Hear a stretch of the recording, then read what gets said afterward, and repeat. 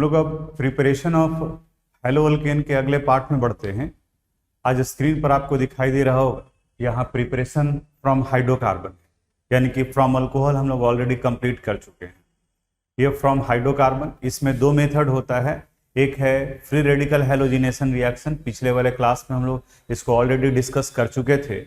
और इसमें कंसेप्ट ये आया था कि अगर हम लोग अल्केन का रिएक्शन हैलोजन से कराते हैं इन द प्रेजेंस ऑफ सनलाइट, जैसे अगर हम लोग मीथेन का रिएक्शन करा दिए CH4 का क्लोरीन के साथ में इन द प्रेजेंस ऑफ सनलाइट और अल्ट्रावायलेट लाइट, दोनों में से कोई भी लिया जा सकता है, तो यहाँ सब्स्टिट्यूशन रिएक्शन होगा, हाइड्रोजन को हटाकर क्लोरीन जुड़ेगा, यानी CH3Cl प्लस HCl।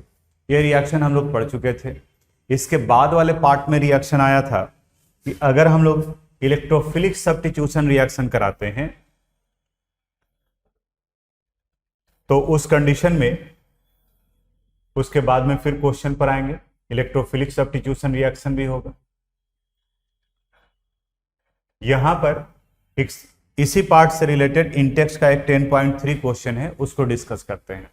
इसके पहले वाले में हम लोग प्रिपरेशन कर चुके थे, आज हम लोग यहां से आगे बढ़ रहे हैं।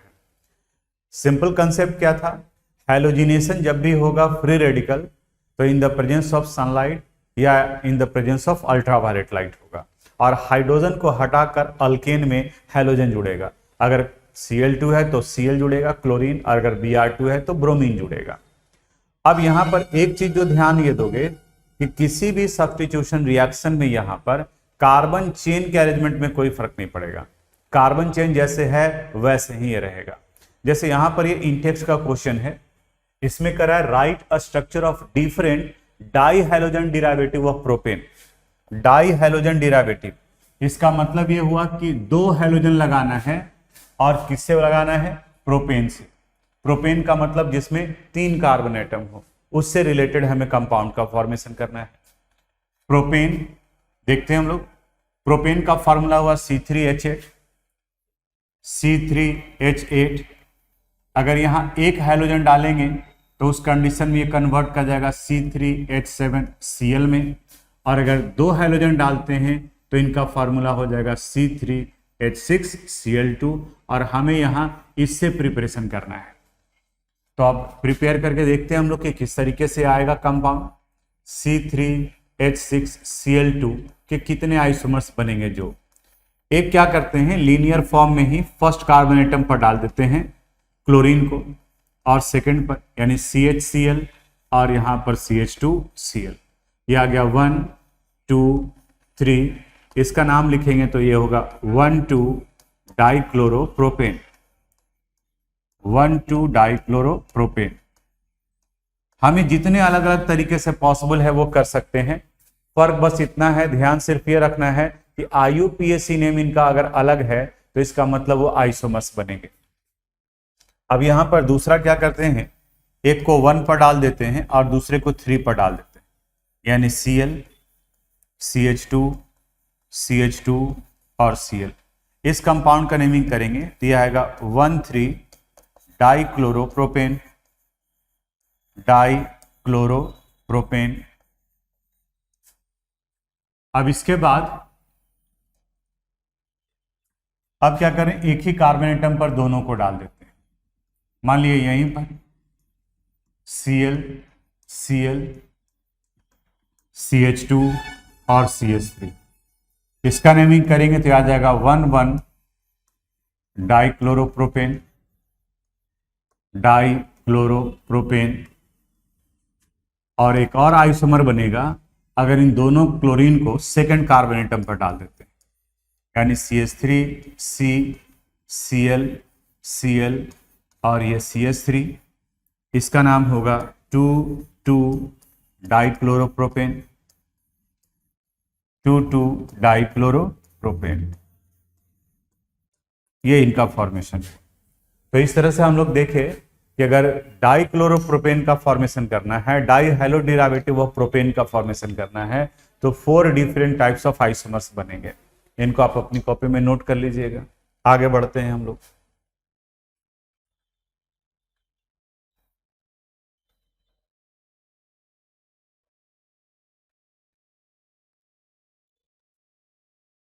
अब यहाँ ये इंटेक्स का क्वेश्चन नंबर 10.4 दिख रहा होगा, बहुत ही कंसेप्चुअल चैप्टर है। इत्मीनान से ध्यान से पढ़ोगे तभी जाकर के ये क्वेश्चन बनेगा, तब जाकर के आपको समझ में आएगा कि क्या करना है क्या नहीं करना है। इस क्वेश्चन में कह रहा है कि पेंटेन के जितने आइसोमर्स हैं उन सब का आपको मोनो हैलोजिनेशन कराना है।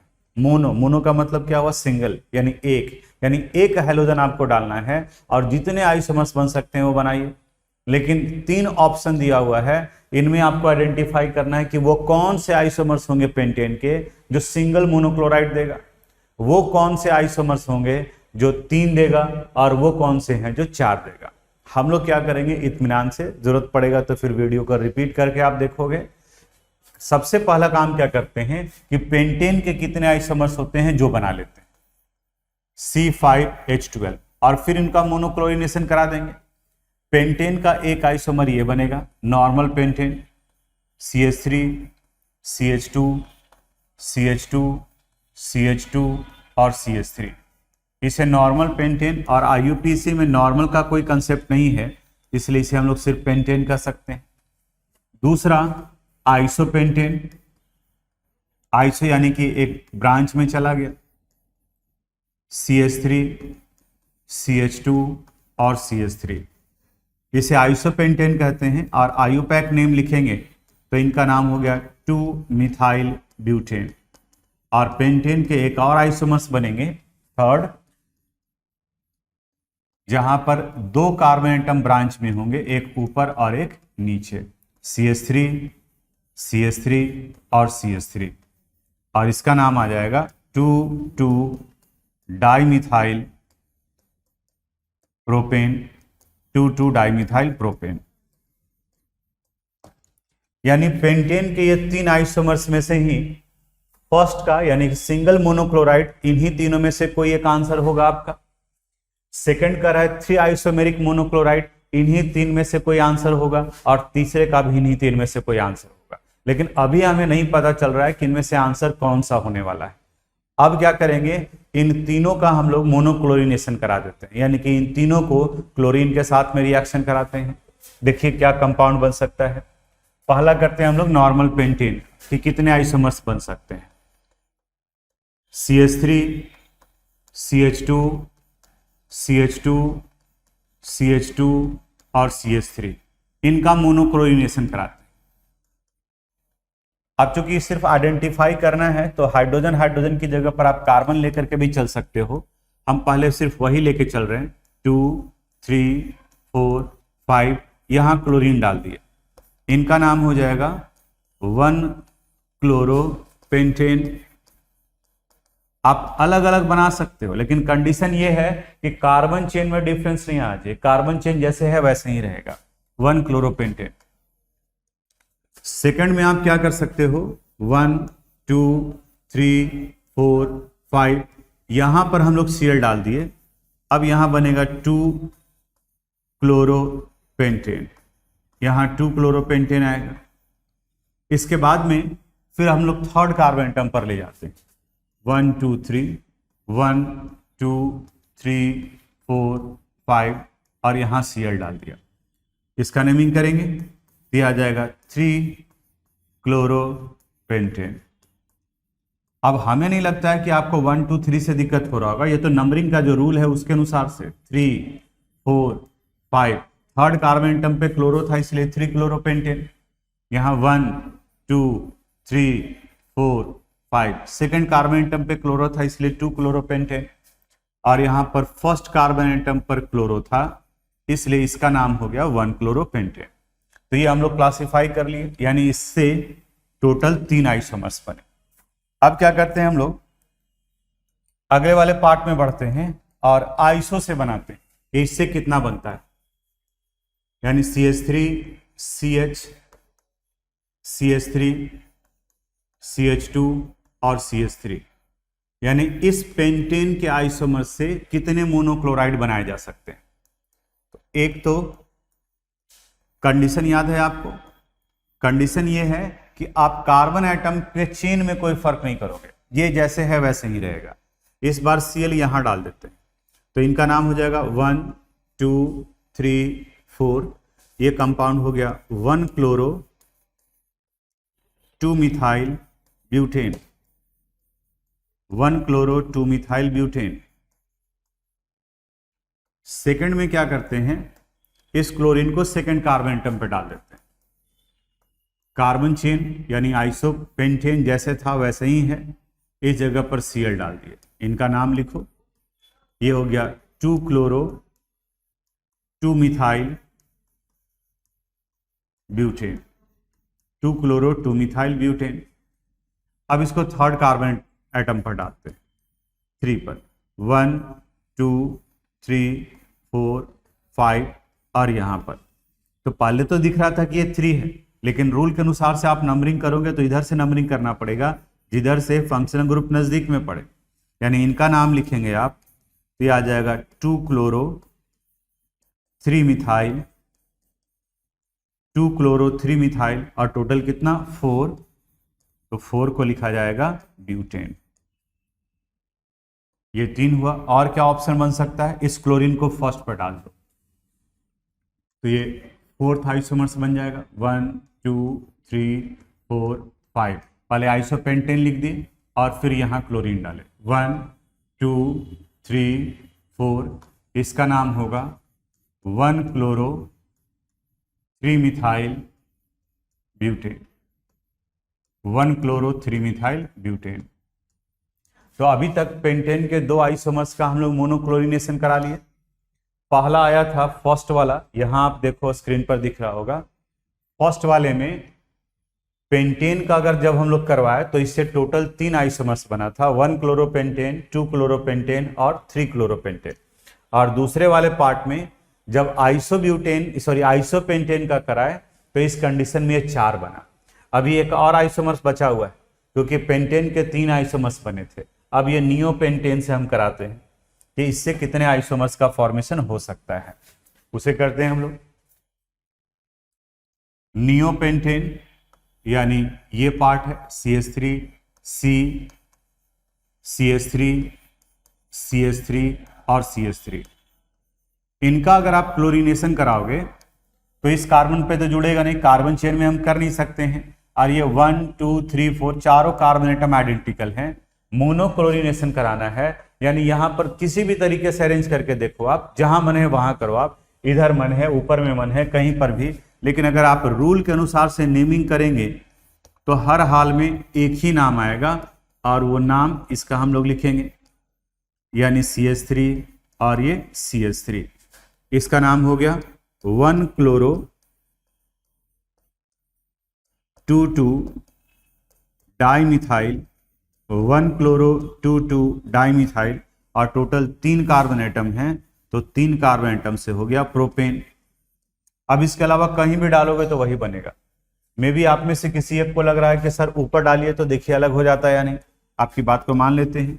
देखिए यहां डालते हैं, ऊपर में क्लोरीन को डाल दिए तो बाकी का पार्ट तो जैसे है वैसे ही रह जाएगा। सिर्फ इस रिएक्शन में हाइड्रोजन को हटाकर एक हाइड्रोजन जुड़ जाता है। मोनोक्लोरिनेशन कराना यानी कि सिंगल ही रहेगा। अब देखो रूल के अनुसार से इसका अगर हम नेमिंग करें तो फंक्शनल ग्रुप जहां से आएगा वहां से नंबरिंग करना होगा 1 2 3, यानी ये पेरेंट चेन बन गया, ये मिथाइल और ये मिथाइल। नाम देखो तो इसका क्या हो जाएगा 1 क्लोरो 2 2 डाइमिथाइल प्रोपेन। देखो ऑलरेडी लिख चुके हैं 1 क्लोरो 2 2 डाइमिथाइल प्रोपेन, यानी कि अब ये कंपाउंड नहीं हो सकता है, ये ऑलरेडी हम लोग जो है वो लिख चुके हैं 1 क्लोरो 2 2 डाइमिथाइल प्रोपेन। अब क्या करेंगे इसमें, अब हमें ये इतना पता चल गया कि किससे कितने आइसोमर्स बन सकते हैं। अब क्या करते हैं, पेंटेन जो बनाए थे उसमें लिख लेते हैं। यहां से सॉरी इस जगह पर नहीं, एक और बैक में जाना पड़ेगा, एक और स्लाइड बैक में जाते हैं। यहां ये लिखे थे कि पेंटेन के 3 आइसोमर्स थे, एक ये और ये। अब देखो तो यहां पे नॉर्मल पेंटेन से कितने मोनोक्लोराइड का फॉर्मेशन हुआ था, नॉर्मल पेंटेन। देखिए यहां ये नॉर्मल पेंटेन है 1 2 3, यानी टोटल 3 आइसोमर्स, तो हम यहां लिख दिए 3 आइसोमर्स। फिर आइसोपेंटेन से यानी 2 मिथाइल ब्यूटेन से कितने बने थे, यहां देखिए स्क्रीन पर, यह आइसो था, यहां बना 1 2 3 एंड 4, यानी कि इस जगह पर टोटल 4 आइसोमर्स बने हैं। तो इसके साथ में, इसके नाम के साथ में हम लोग 4 लिख देते हैं। यहां पर ये आ गया इसका 4 आइसोमर्स। और अभी देखे थे कि इनसे सिर्फ एक ही आइसोमर्स बना था, यानी ये 1, यहाँ 4 और यहाँ 3rd। अब आपका आंसर मिल गया, इसी जगह से देना है। अब इसमें फर्स्ट में देखो सिंगल मोनोक्लोराइड कौन देगा, तो सिंगल मोनोक्लोराइड में वो नियोपेंटेन, यानी इनका अगर आंसर लिखे हम ऐसे लिख देते हैं, एक फ्रेश जगह पर ही लिख देते हैं। इनका अगर आंसर लिखना हो तो फर्स्ट का आंसर आ जाएगा नियोपेंटेन, यानी CH3 CH3 और CH3। ये दूसरा कर रहा है 3 आइसोमेरिक पेंटेन, तो यहां पर नॉर्मल पेंटेन आ जाएगा CH3 CH2 CH2 CH2 और CH3। और थर्ड में कह रहा है 4 आइसोमर्स कहां बनेगा, तो याद कीजिए आइसोपेंटेन में, यानी CH3 CH CH3 CH2 और CH3, यानी ये आया था, ये नियो था, ये नॉर्मल था और ये आइसो हो गया, ये इस तरीके से। तो ये इस वाले क्वेश्चन का फाइनल आंसर ये आया है। आपको सब डिटेल नहीं करना है, वो आप रफ में कीजिए। हाँ, अगर क्वेश्चन में स्पेसिफाई कर रहा है कि आपको एक्सप्लेन भी करना है कि किसके कितने आइसोमर्स होंगे, तभी आपको ये पूरा स्लाइड जो है वो जितना दिख रहा है आपको ये पूरा करना पड़ेगा। तो सोच रहे हो कि कितना बड़ा है ये, कहां से स्टार्ट करना होगा, इस जगह से स्टार्ट करना होगा। पहले हम लोग क्या किए, पेंटेन के जितने आइसोमर्स बन सकते थे वो बना लिए। अब इन तीनों आइसोमर्स का हम लोग क्लोरीनेशन करा दिए, एक बार में नॉर्मल पेंटेन का, आइसोपेंटेन का, नियोपेंटेन का, और उसके बाद में फिर फाइनल हम लोग आंसर तक पहुंचे। जरूरत पड़े तो इसको रिपीट कीजिएगा, बहुत इंपॉर्टेंट और कंसेप्चुअल क्वेश्चन था ये जो हम यहाँ पर डिस्कस किए हैं। आगे बढ़ते हैं इसके बाद में नेक्स्ट की तरफ में। अब यहां पर ये देखो, नेक्स्ट मेथड ऑफ प्रिपरेशन है by electrophilic substitution reaction. Free radical halogenation reaction, ये भी हाइड्रोकार्बन से था। इलेक्ट्रोफिलिक सब्स्टिट्यूशन रिएक्शन, ये भी हाइड्रोकार्बन से है। इस जगह पर डार्क में रिएक्शन कराते हैं, यानी कि व्हेन बेंजीन और derivative of benzene is treated with halogen in the presence of Lewis acid like Fe और FeCl3 इन डार्क कंडीशन, ध्यान से देखोगे, in dark, then electrophilic substitution reaction take place. और इस इलेक्ट्रोफिलिक सब्स्टिट्यूशन रिएक्शन में halogen sp2 hybridised carbon atom से जुड़ता है। देखिए कैसे, अभी जो बताएं उसके अनुसार से। व्हेन बेंजीन और डेरिवेटिव ऑफ बेंजीन, कोई भी आप ले सकते हो, मान ली कि ये बेंजीन है, इनका क्लोरीनेशन करा दिए Cl2 के साथ reaction, either in the presence of Fe और FeCl3, इन दोनों में से कोई भी ले सकते हो आप, Fe और FeCl3, लेकिन ये रिएक्शन कहां होगा, डार्क में। तो बेंजीन में क्लोरीन ऐड होगा, यानी यहां से हाइड्रोजन को रिमूव करेगा, यहां Cl। अगर फार्मूला इसका देखें तो ये फार्मूला हो जाएगा इसका C6H5Cl, और यहां ये था बेंजीन यानी C6H6। रिएक्शन हाइड्रोकार्बन के जैसा ही, वहां से भी एक हाइड्रोजन हटाकर हैलोजन जुड़ा था, यहां बेंजीन से भी एक हाइड्रोजन हटाकर हैलोजन जुड़ा है। लेकिन जो खास बात ध्यान देना है वो ये कि रिएक्शन कहां हो रहा है, डार्क में हो रहा है, क्योंकि आगे कंडीशन देखेंगे, सनलाइट के प्रेजेंस में हुआ तो फ्री रेडिकल, और अगर डार्क में रिएक्शन हुआ तो इलेक्ट्रोफिलिक। अगर इसकी जगह पर बेंजीन का कोई डेरिवेटिव है, कोई भी डेरिवेटिव कहने का मतलब ऑलरेडी इसमें कोई फंक्शनल ग्रुप लगा हुआ है, Cl भी लगा रह सकता है, Br भी लगा रह सकता है, कोई भी XYZ कुछ भी लगा हुआ है। मान ली कि यहां पर CH3 लगा हुआ है और इनका रिएक्शन आप करा दिए Cl2 से अंडर सिमिलर कंडीशन, तो यहां पर दो प्रोडक्ट बनेगा, एक ऑर्थो और दूसरा पारा। यहां Cl जुड़ा और दूसरा पारा, CH3 और ये Cl। इस ऑर्थो और पारा में मेजर प्रोडक्ट पारा होता है। बताए थे आपको कि ऑर्थो क्या होता है, पारा क्या होता है। बेंजीन रिंग से बिल्कुल सटा हुआ, फंक्शनल ग्रुप से जो सटा हुआ है पोजीशन, वो ऑर्थो। अल्टरनेट पोजीशन को मेटा कहते हैं, चाहे क्लॉकवाइज में जाए या एंटी क्लॉकवाइज में जाए, और डायगोनल अपोजिट पोजीशन को पारा कहा जाता है। तो ये पारा हो गया और ये ऑर्थो। अब इस ऑर्थो और पारा में एक स्टेबल होता है, दूसरा अनस्टेबल। अनस्टेबल ऑर्थो होता है, पारा स्टेबल होता है, उसके पीछे का रीजन समझो। यहां ये बेंजीन है, इसके साथ में मिथाइल ग्रुप लगा हुआ है, CH3 ग्रुप लगा हुआ है, और यहां पर ये Cl है, ये ऑर्थो हो गया। और अगर पारा को हम लोग रिलेट करें तो यहां ये CH3 ग्रुप है, CH3 ग्रुप, और यहां पर Cl है। कहता है कि एक ग्रुप दूसरे ग्रुप को रिपेल करता है। अब यहां पर अगर हम लोग रिपल्सन की बात करें तो यहां ये मिथाइल ग्रुप है और इस जगह पर ये क्लोरीन है, यहां पर ये मिथाइल ग्रुप है और यहां ये क्लोरीन है। तो देखो तो कहां पर ज्यादा नजदीक में है, यहां मिथाइल और क्लोरीन ज्यादा नजदीक में है, तो ये ग्रुप और इस ग्रुप के बीच में रिपल्सन ज्यादा होगा इन कंपेरिजन टू पारा, क्योंकि पारा तो मैक्सिमम पॉसिबल डिस्टेंस पर अवेलेबल है।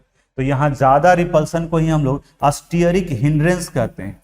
हिंड्रेंस का मतलब भी होता है अवरोध, रुकावट। तो ये स्टीयरिक हिंड्रेंस की वजह से ऑर्थो डेरिवेटिव अनस्टेबल हो जाता है और पारा डेरिवेटिव स्टेबल है कंपैरेटिवली, और ये मेजर प्रोडक्ट के फॉर्म में बनता है।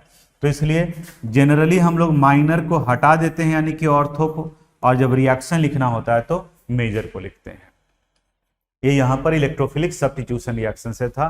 बेंजीन का सारा हाइड्रोजन एटम sp2 हाइब्रिडाइड है। अब इसके बाद में एक इंपॉर्टेंट बहुत कंसेप्चुअल पार्ट, वो यहां पर ये नोट में आप देख रहे होंगे कि इस जगह पर लिखा हुआ है। इसको एक एग्जांपल से समझाते हैं कि ये क्या कह रहा है। कह रहा है कि अगर आप मिथाइल बेंजीन यानी कि टॉलिन का ही रिएक्शन CH3 का क्लोरीन के साथ करा रहे हैं, लेकिन अगर आप कंडीशन अलग कर दे रहे हैं, पहले वाले में सनलाइट के प्रेजेंस में हो रहा है, या यूवी लाइट भी लिखा जा सकता है, ये सनलाइट, और दूसरे वाले में डार्क में रिएक्शन हो रहा है Fe और FeCl3 के प्रेजेंस में, Fe या FeCl3 के प्रेजेंस में। तो अब देखो यहां पर और यहां पर दोनों में फर्क क्या है। सबसे पहले हम लोग हाइब्रिडाइजेशन लिख लेते हैं। यहां जो CH3 लगा हुआ है, इस जगह पर इनका हाइब्रिडाइजेशन है sp3। हाइब्रिडाइजेशन आपको बता चुके हैं ऑलरेडी क्लासिफिकेशन में, सारा कुछ डिटेल से बताया हुआ है। अगर भूल रहे हैं तो वहां पर जाकर के आप देखिए, स्टार्टिंग का फर्स्ट वीडियो जो हेलोल्केन हेलोरिन का है वहां भी बताएं। ये sp3 हाइब्रिडाइड है और बाकी के सारे कार्बन एटम sp2 हाइब्रिडाइड है। तो चूंकि पारा पोजीशन पर लगता है तो यहां पर देखो ये sp2 हाइब्रिडाइड कार्बन है। अब इस जगह कह रहा है, नोट में भी देखिए, the reaction of haloalkane in the presence of sunlight give free radical halogenation reaction in which halogen is attached with sp3 hybridised carbon atom, while in dark and in the presence of iron electrophilic substitution reaction take place in which halogen is attached with sp2 hybridised carbon atom. यानी कि अगर sunlight है तो वहां sp3 hybridised carbon atom से जुड़ेगा, तो sp3 hybridised carbon atom इस जगह पर आ गया, यानी यहां ये कंपाउंड बनेगा CH2Cl, और इस जगह पर ये बेंजीन आएगा, यहां ये बेंजीन। और अगर डार्क में रिएक्शन हो रहा है तब इस जगह पर ये sp2 हाइब्रिडाइड कार्बन एटम से जुड़ेगा, यानी CH3 और ये Cl। दोनों के रिएक्शन का नाम अलग अलग होगा। इस रिएक्शन को कहा जाएगा फ्री रेडिकल, ये है फ्री रेडिकल हैलोजिनेशन रिएक्शन, और इन्हें कहा जाएगा electrophilic substitution reaction, electrophilic substitution reaction, जो हम लोग अभी पढ़ रहे थे।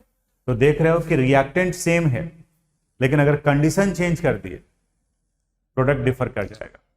तो एक एक पॉइंट, और ये तो कई जगह पर क्वेश्चन मिलेगा, ऐसे ही लिखा रहेगा, और कभी ये दे दिया और कभी ये दे दिया, तो ये बिल्कुल एकदम ध्यान से दिमाग में बैठा लोगे, ठीक है। ये क्वेश्चन आपको आगे मिलने वाला है कि Cl2 दिया हुआ है तो किसके साथ में दिया हुआ है, कंडीशन क्या है, क्योंकि अगर कंडीशन अलग है तो प्रोडक्ट भी अलग अलग हो जाएगा। तो ये हम लोग हाइड्रोकार्बन से प्रिपरेशन देख रहे थे, वहां पर ये कंप्लीट किया। अब इसी से रिएक्शन है, देखो यहां पर ये भी बिल्कुल कंसेप्चुअल चैप्टर क्वेश्चन है, यहां दिया हुआ एक्सरसाइज 10.5 का ये क्वेश्चन है। A hydrocarbon C5H10 does not react with chlorine in dark but give a single monochloro compound C5H9Cl in bright sunlight, identify the hydrocarbon. ऐसा क्वेश्चन रीजनिंग बेस्ड क्वेश्चन कहा। फिर से आते हैं, ये एक्सरसाइज 10.5 का क्वेश्चन है और ये क्वेश्चन रीजनिंग बेस्ड क्वेश्चन में आएगा। बहुत कंसेप्चुअल है, एक बार में आप देखोगे तो नहीं समझ में आएगा, लॉजिक डेवलप नहीं करेगा।